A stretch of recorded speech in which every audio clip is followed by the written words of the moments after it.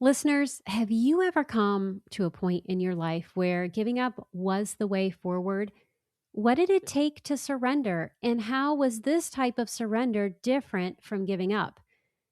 I'm going to tell you, this is a super deep issue for me because I've both wrestled with what surrender is and have found that the times when I was actually able to surrender, huge changes happened in my life that created greater flow. So I was so excited when Aiden Chase asked me to expand on some of the things I've shared related to surrender in my recent episodes. So, Aiden, this episode is for you. And if you weren't privy to that conversation, here are a few of the things that I am going to explore today.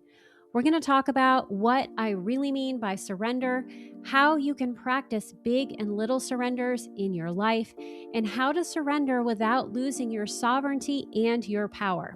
All right, let's get started. Welcome to Writing and Resilience, the podcast for writers who want to write and live the story that sets them free. I'm your host, Lisa Cooper Ellison, a writer, transformational and trauma-informed coach, story alchemist, and fellow traveler on the winding road of healing and creativity. Each week, I'll share tools, practices, and conversations that will help you let go of what no longer serves you as you create stories that change lives, especially your own. Together, we'll explore how to trust your creative voice, support your mental health and resilience, work with your nervous system and unique design, and stay connected to your deepest calling as a writer, even when life gets messy. It's time, my friends, to write and live the story that sets you free. I'm honored to walk that journey alongside you, one story and one episode at a time. Well, hello, everyone. I'm Lisa Cooper Ellison, your resident story alchemist and the host of this show. Every week, we explore the ways you can write and live the story that sets you free. And I'm so grateful to be here with you today as we talk about a very powerful topic, and that topic is surrender. And we're going to look at how you can use surrender to live more authentically and with greater sovereignty. But to begin, let's talk about what this word means and, more importantly, how you feel about it. So let's do this exercise together. If you are driving or walking down the street or using heavy machinery, do not close your eyes. Just be with the exercise in another way. But if you can, I want you to close your eyes. And I want you to say the word surrender to yourself. You can say it in your head, or you can say it out loud, or you can write it down. As you say this word a few times, I want you to notice what images pop into your head. What emotions do you feel when you say this word? Or what emotions are tied to it? And what happens in your body when you continue to say this word? I'm going to be honest, for a long time, surrender was my frenemy. It was a really hard word for me, both because of the dictionary definition of surrender and how I'd seen surrender used in various relationships and in religion. If you're not familiar with the dictionary definition, it's to cease resistance to an enemy or to submit to authority. And it was that submission part that was something I resisted. And I do. I resist the idea that I have to submit to anyone. And that is because I am a Sagittarius rising, and we do not like to be trapped or boxed in. We will not let that happen. So for a long time, I resisted that idea that I had to give up who I was in order to surrender. And that happened to me when I was a kid. I saw people, and I experienced this in my own life, where people had a strong will and they wanted you to submit to their will, which often meant divorcing myself from my feelings, from my thoughts, and from who I authentically am and what I authentically want to do. So I don't want you to do that, because that is actually unhealthy behavior. I want you to make choices to surrender in a way that feels right for you. And if the word surrender feels triggering because maybe you've had religious trauma or you've encountered it in another way that feels damaging, here are a few other words that you can use to help yourself with the concept. You can say accepting life on life's terms, choosing ease, and letting go. See which one works for you and use that. I personally am going to stick with the word surrender because even though I have a complicated relationship with it, when I personally say the word surrender, I notice that my shoulders roll down, I exhale a little, and I feel a sense of ease in my body. And that is probably because I have been working with this word for 25 years now, right? I probably didn't feel that before, but I've developed my own definition and my own practices in a way that the word works for me. But you choose what works for you. All right. So I've talked a little bit about my resistance to surrender or why some people do resist this word, but let's talk about how you can surrender in a way that is healthy and helps you claim your sovereignty rather than giving it away. So, healthy surrender accepts life on life's terms. It accepts other people's limitations, it sets boundaries, and it does what is needed to keep you safe. So, here are a couple of examples of what that might look like in relationships. Let's say that you have a parent who is invalidating. No matter what you tell that person, they are going to put you down in some way. If you share your achievements, they're going to tell you it's not good enough. Well, accepting life on life's terms is recognizing that that is how that person behaves, that is what they do, and that they're not going to be able to give you what you need, which is probably to have someone celebrate you and celebrate alongside you all of the accomplishments that you have, and you deserve that. So when you are surrendering to that situation, you're saying, if I continue to operate in this way, I'm going to get hurt. And I accept that. Therefore, I will not share things with that person. I will, however, get my needs met, right? This is the healthy part. It's not just saying, like, I'm not going to engage in that. It's saying, I will get my needs met in another way. And that might mean finding people who have that parent energy for you in your life and sharing your victories and sharing your accomplishments with them so that they can celebrate you and honor what you have done. Maybe you have another person in your life who acts in a volatile way. So maybe Uncle Joe goes to Thanksgiving every year, has 4 or 5 drinks, and then starts shouting at everyone. Accepting life on life's terms and surrendering is saying, once he starts drinking, the belligerence is going to happen. And I accept that this is the pattern that happens in my family. I surrender to that understanding and I will make a decision that works for me in terms of whether or not I want to be around that, right? So you can surrender and then take action to help protect yourself. That's what I mean by healthy surrender. As I said earlier, unhealthy surrender is where you divorce yourself from your feelings, you stop caring for yourself, or you allow others to harm you in any way. I want you to let go of that as much as you possibly can and keep letting go of it throughout your life. Because as we know, it's a journey and sometimes we do these things well and sometimes we don't. But yeah, I had a really strong pattern in my own life of allowing people to treat me in unkind ways. And I knew that they behaved that way, right? I knew that this is what's going to happen, right? Maybe they're friendly and they're kind for a little bit, but then there's going to be an explosion. And I knew this, and I kept going into that relationship until the explosion happened. And then I felt bad and I was treated poorly. Well, I don't do that anymore because I've learned that part of surrendering is really accepting that that's just how things are. And one of the things that helped me with this so much was having the privilege of being in the audience of the Dalai Lama. So I was in an audience with the Dalai Lama in 2008. I saw him in Ithaca, New York. This was a lifelong dream. I had learned about the Dalai Lama when I was 17 years old. I knew someone who had seen him, and that was a dream of mine. I wanted to see him. So I was so excited while I was there in the audience, and I was in the 12th row. I was in the 12th row with the Dalai Lama, and I had my notebook out, and I was just absorbing every single thing he said. And there were so many nuggets of wisdom in that conversation. However, the thing that stopped me in my tracks was a question that someone else asked. So the person asked the Dalai Lama, "What do you do when change isn't possible?" And the example that this person gave is the Chinese occupation of Tibet. Now, many people who are from Tibet, either who have left or who live there under Chinese occupation, would like to have sovereignty over their country. They would like to have the ability to continue with their traditions and their religion, things that are forbidden under Chinese rule. And so they really want this. And the Dalai Lama had to escape, and he almost lost his life in that escape. And he has lived in exile for over 50 years. So this was a big question for him, and I was very eager to hear what he had to say.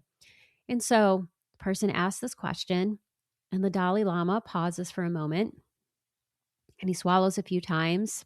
He looks at his feet, and then he looks up and he says, "The first thing that you need to do in any situation is to see if there's something that you can do. Is there something you can do to change it? And if there is, have the courage to take action. However, if no change can happen, the very best thing you can do is accept the situation and then work to not worry about it. Because when you worry about a situation that you can't change, you are caged to that situation." Okay, so I had to stop there for a moment because my first job was to figure out how to let go of something that I couldn't change, right? Learn how to accept life on life's terms. And then that second part was learn how to not worry about it.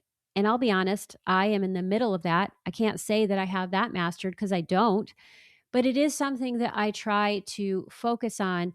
And it is part of my surrender practice when I come against situations where change is not going to occur. And that doesn't mean that if you encounter something like this, that you don't continue to wish for change. I'm sure that the Dalai Lama wishes that he could go back to Tibet. That's his homeland. I'm sure he wishes that. He accepts, though, that at this time, that is not possible. And even though life is long and things could change, there is no change in sight. So he accepts what is and works to have deep compassion for himself and even for the Chinese communists who are occupying his country. Listeners, I'm pausing this episode for a moment because this is too good not to mention. If you've written a memoir or you're deep in the middle of the memoir writing process and something still isn't working, maybe the story feels scattered or sluggish, or you know the experiences you've had are powerful, but on the page, they're not landing the way you imagined. You're not alone. The gap between lived experience and compelling narrative arc is a structure problem most writers face. But here's the good news. Structure is something you can learn. My Jane Friedman webinar, Find and Refine Your Memoir's Narrative Arc, on April 29th, will give you the tools to understand the shape of your story, identify what's creating that sluggish feeling, and revise with real clarity. The registration link is in the show notes. This one is worth clearing your schedule for, and if you can't, fear not. Everyone will receive the recording, transcript, slides, and workbook. Okay, so I've talked about something that was really helpful to me when it comes to learning about surrender, but I want to talk about now the types of surrenders we may experience in our lives. And this is the reason why Aiden asked this question. So when I was talking with Tanya Ortega Gonzalez about family constellations therapy, we talked about these powerful moments of surrender that we had in our lives. And the way I talked about it and the way Tanya talked about it sounded like it was a spontaneous form of surrender. And I will say, in my experience, when I actually surrendered, it was spontaneous. It was like all of a sudden I realized it was what I had to do, and boop, I let go. And spontaneous surrender often happens because we have endured incredible pain. And often that pain has been there for a while. It could be that we've been carrying the burden of it for years, like boulders on our shoulders, Or it could be that it's been this wave that kind of comes in and then gets stronger and stronger and stronger till it's a peak. And we know we have to do something different, right? But it's that pain that causes us to spontaneously let go and surrender. And in my case, the surrender was around having Lyme disease and my capacity to control whether or not I got well, right? By the time I surrendered, I had been sick for 4 years. I'd been sick for a really long time, and I had been in a miserable state. So I had extreme pain, I had depression, anxiety, all of these things happening to me, and yet I looked good. So on the outside, people questioned whether I was actually sick, even though my body was breaking down. And a part of me knew I could actually die like this. Like it was possible that I would not get well. And as I walked along this trail that I frequented when I would meditate, I looked at this red-winged blackbird and I realized that I had to be okay with how things were. And I had to be okay even if I never got well. And in that moment, I surrendered. I surrendered to my experience and I became okay. And it was a huge relief for me. But these kinds of surrenders, I'll say fortunately, don't happen often in our lives, right? Thank goodness we don't end up in that level of pain all the time. And so we don't have the drama of that kind of surrender. But you can look across your life and see if there was a point where you did have that level of pain that led to a surrender. So look at that and then say, what did you do? What led to it? And how did that happen? And that might give you some information about what surrender actually is for you or how surrender has helped you grow. But those are the big things. And really, I will say in my case, the only reason I was able to do that was it wasn't just the pain.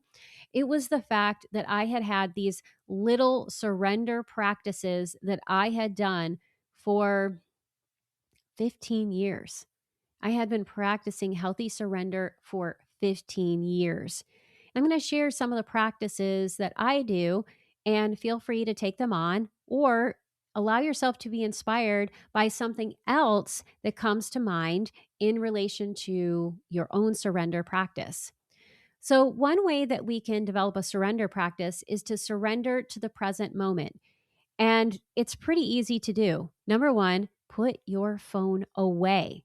So, put your phone away and then be fully with the people that you're with or with the experience. So if you are, let's say, watching a sunset, watch the sunset. If you're watching the waves roll in, watch the waves roll in. If you're talking with someone, just be with that conversation.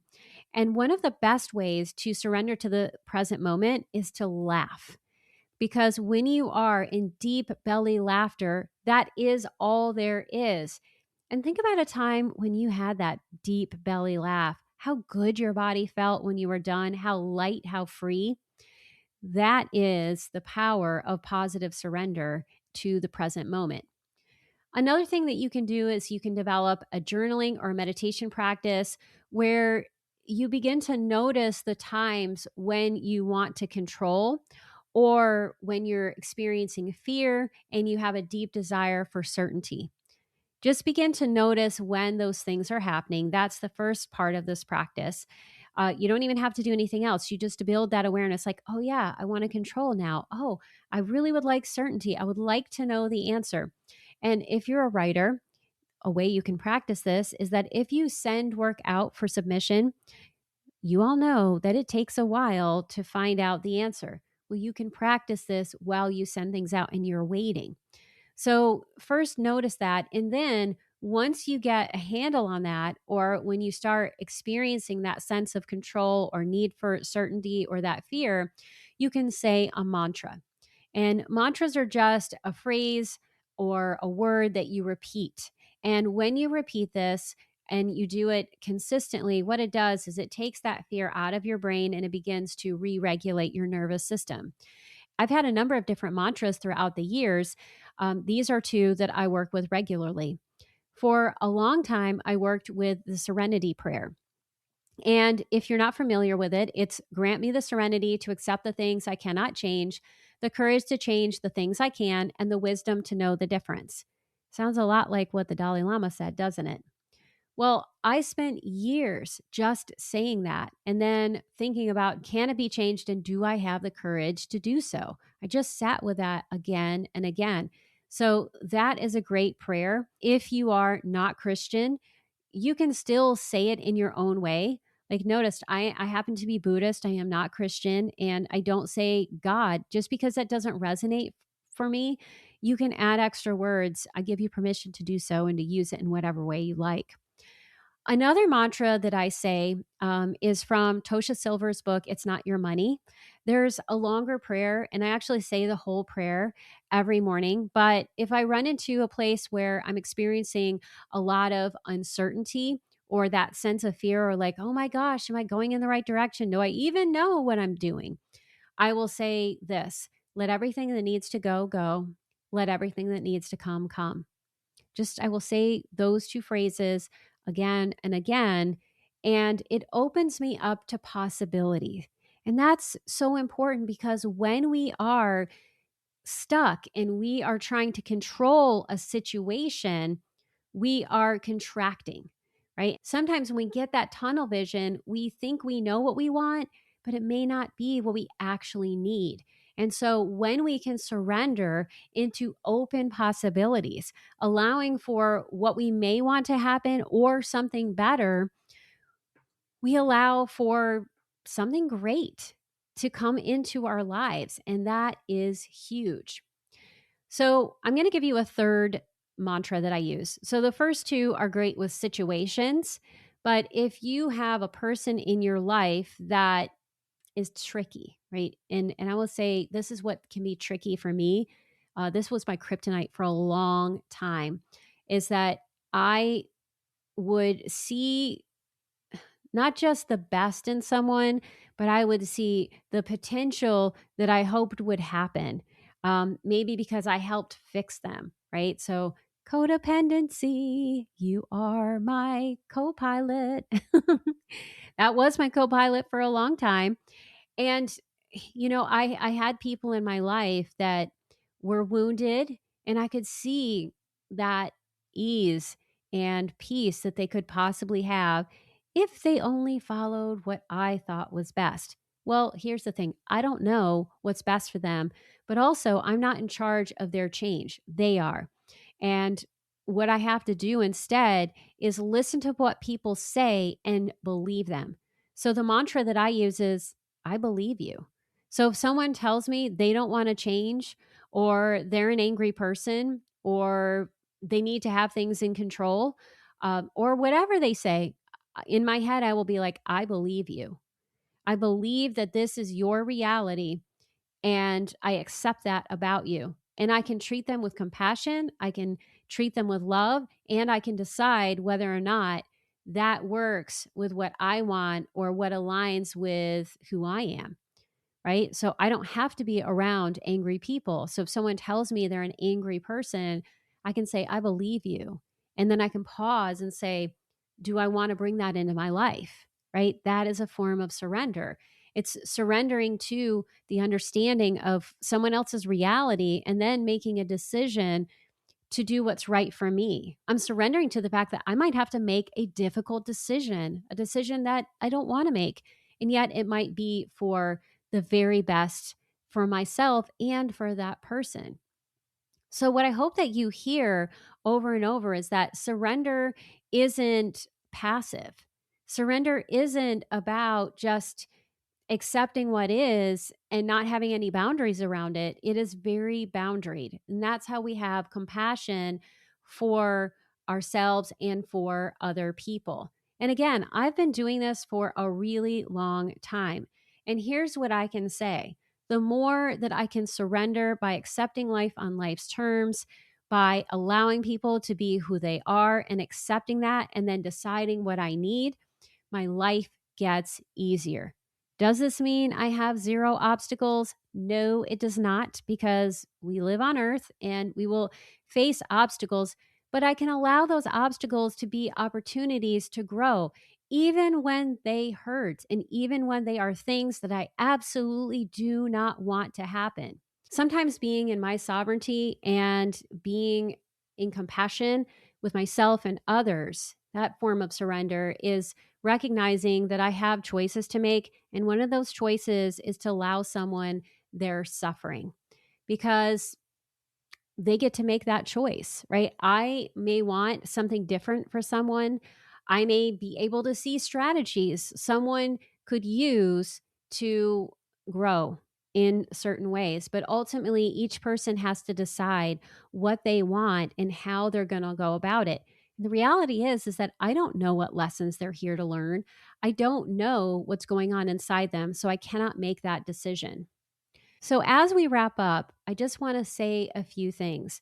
So, what we've talked about today is what surrender is and the difference between healthy and unhealthy surrender, and the fact that healthy surrender has boundaries and is about recognizing what is happening in the world, accepting it, and then taking action to care for yourself.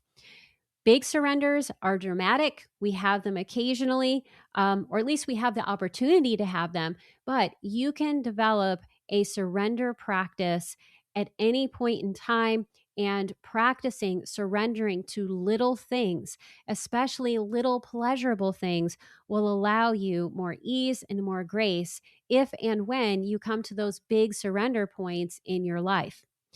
I would love to hear from you on this topic if you have some ideas. So, if you have a different definition of surrender, or you have strategies that you've used to deal with surrender in your own life that are different from anything that I shared, or you want to say, you know what, I do that too, please share your comments on YouTube. I would love to hear from you. Thank you so much for listening. And thank you, Aiden Chase, for suggesting this topic. If you'd like to take this a little deeper, grab your notebook and a pen and try this prompt. I want you to think about a time when you were holding on. Could be to an outcome, a relationship, a version of yourself, or a belief about how things should be. What were you afraid would happen if you let go? Write about what it would mean to surrender to one thing right now, not in defeat, but in trust. What might be possible if you stopped resisting? You can make my day by sharing that insight, a question about this topic, or a topic you'd like me to consider, just like Aiden did. Just make sure you put them in the YouTube comments. And when you do, please subscribe to my YouTube channel. I would absolutely love to hear from you, and I would love to have you as part of this community. That's it for today's episode. Thank you so much for listening. I couldn't do this podcast without your support. If you love this episode, here are 3 simple ways that you can keep this show thriving. 1, subscribe to the show on Apple Podcasts, Spotify, YouTube, or your favorite podcast platform so you never miss an episode. 2, leave a 5-star review so others can find the show. 3, join my engaged dynamic community by signing up for the Writing Your Resilience newsletter. As a thank you, you'll receive a free copy of Ditch Your Inner Critic, 5 tools to transform self-doubt into self-support. Until next time, remember that your story matters. As you write and connect with the truest, most authentic version, you become not just the writer, but the person you're meant to be. And that, my friends, is the real freedom writing can offer.